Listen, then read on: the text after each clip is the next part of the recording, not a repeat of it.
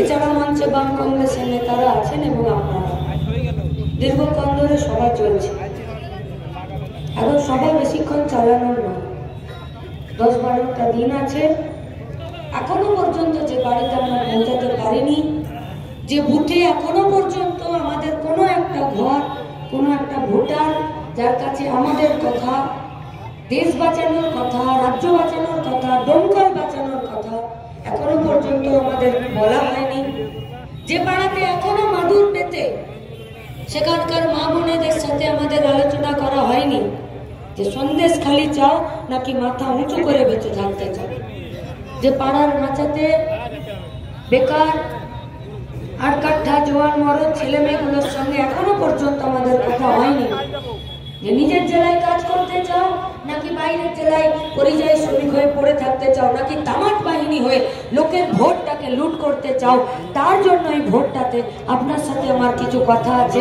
তাই 10-12টা দিন ভাষণ না শুনে বুথে এবং পাড়াতে মাদুর পেতে, পাড়ার মাচাতে, কাছের আড্ডায়, চায়ের দোকানে আমাদের সব কর্মীদের এখনই পৌঁছে যেতে হবে।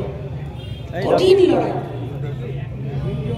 পাগল হয়ে গেছে বিদায়ী সাংসদ, উল্টো পাল্টা বলে বেড়াচ্ছে, সুস্থ জানেন।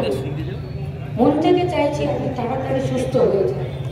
মুর্শিদাবাদকে সুস্থ হয়ে করে দেওয়ার ঠিকা তো আপনাকে কেউ দেয়নি।